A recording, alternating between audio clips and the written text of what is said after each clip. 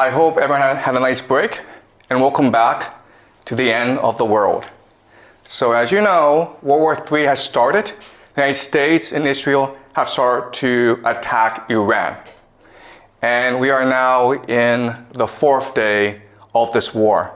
And we can expect this war to last for many weeks, possibly also for many years.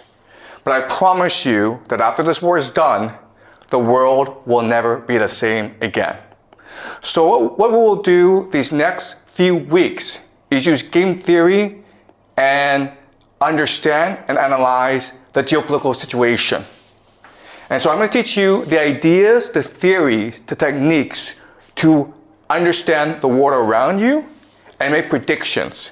And we can know if our analysis is correct because all this is happening in real time, and so we can test it against reality. All right, so let's go over some basic facts about what's happened so far. So in the early morning of Saturday in Tehran, the Israelis and Americans launched a decapitation strike against the Ayatollah Khamenei, who is the supreme leader of Iran. Now, there are arguments and disputes about as to what happened. The Americans and Israelis said that they had real intelligence about where the leader was, and so they sent airplanes to just bomb the crap out of the place. They also had a spy who was able to record the body of the dead Ayatollah, and then this was announced. At first, the Iranians denied this, and the Iranians insisted he was still alive. But eventually, state media admitted that he did die in the airstrike. But then what they also said is that the Ayatollah, he's 86 years old, and he chose to die. He could have gone to Moscow, but instead he chose to stay in Tehran and die for his people. But not only that, but he died along many of his relatives. He died along with his daughter, his son-in-law, his grandchildren. So many of the family died in this assault. Also, there's been reporting that he had prostate cancer. Okay, so he was going to die fairly soon as well. So what you need to understand first about the war is that even though the Americans and Israelis claim great success in decapitating the leadership of the Iranians, from the Iranian perspective, this is a martyrdom, okay? And so the religion of the Iranians is called Shia Muslim. And this is different from Sunni Muslim. So Sunnis are the majority. They're about 9% of all Muslims in the world. The Shia have always been the minority. And as such, they've always been persecuted. So in the Shia faith, the core value, the force that binds everyone together and gives them purpose and meaning in life, that galvanizes them into action, is the idea of martyrdom, which forces jihad. To sacrifice yourself for your religion, sacrifice yourself for the common good. So think of the death of Khamenei as a sacrifice, a self-sacrifice, in order to motivate the Iranians in this war, okay? So that's the first thing you need to understand. That for the Iranians, this is not a geopolitical war. This is not an economic war. This is not a war of resistance. This is a jihad. Okay? It's a war against the great Satan to avenge their leader. They will fight to the death. All right? That's number one. Number two is this. Also that morning, when the Ayatollah was killed, the Israelis struck a school in the south of Tehran, killing about 150 school children. These are girls in primary school. And again, there's a lot of debate and argument as to what happened. The Israelis said that, first of all, the school was next to a military base. We were targeting the military base. And second of all, it wasn't us which struck the school. It was a air defense missile that went off course. Okay?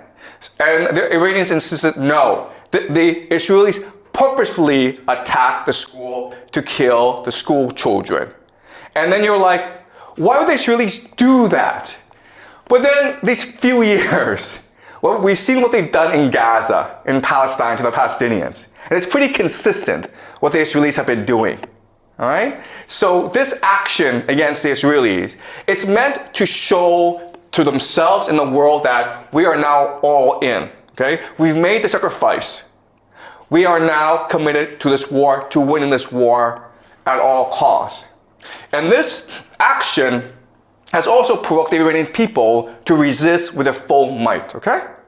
So I want you to keep this in mind. And again, we don't have complete evidence that it's the Israelis who did this, but given past actions from the Israelis, this is fairly consistent with what they've done, okay? So we can assume that this is something the Israelis did. Why they did this, what the purpose is something we will discuss as we move on, okay? It's very complicated.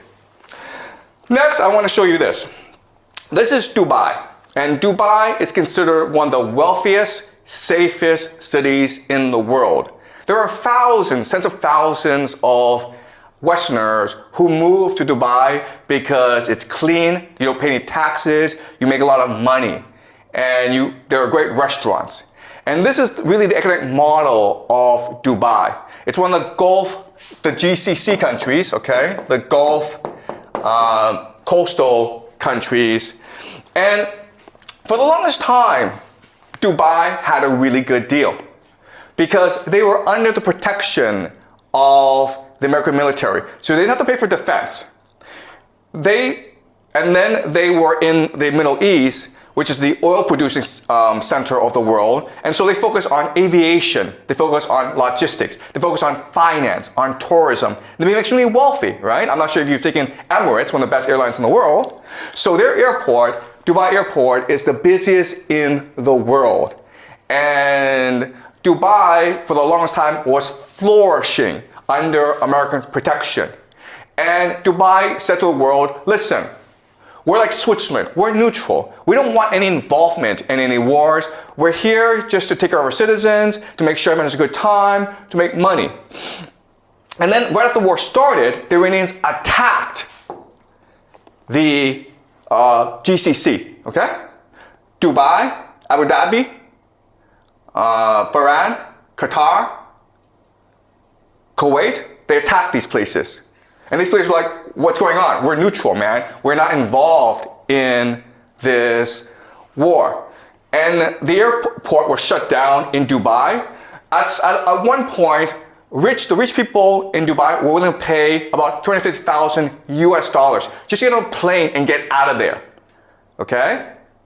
So, the reality is this. For the longest time, Dubai had a reputation for being safe, and that's why people moved their money there.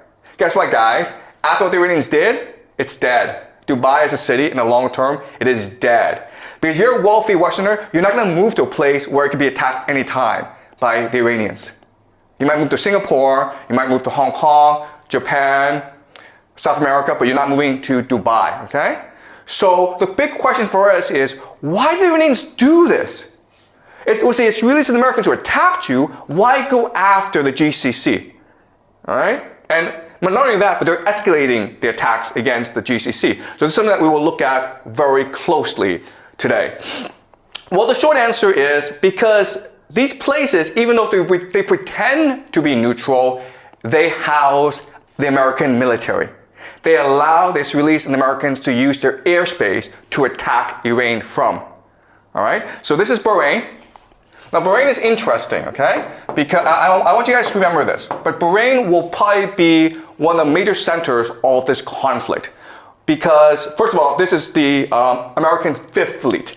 All right? This is their naval base in the Middle East. And as you can see, the Iranians are attacking it with missiles.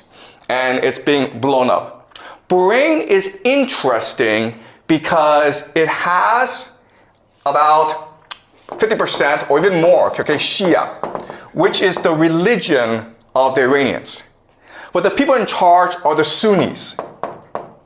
And so what makes this strike really important from our perspective is, first of all, not only are the Iranians attacking US military assets, not only are they destroying the economies of the GCC, but they're also trying to ignite a religious war, right? Because you're Shia, you're loyal to the Ayatollah.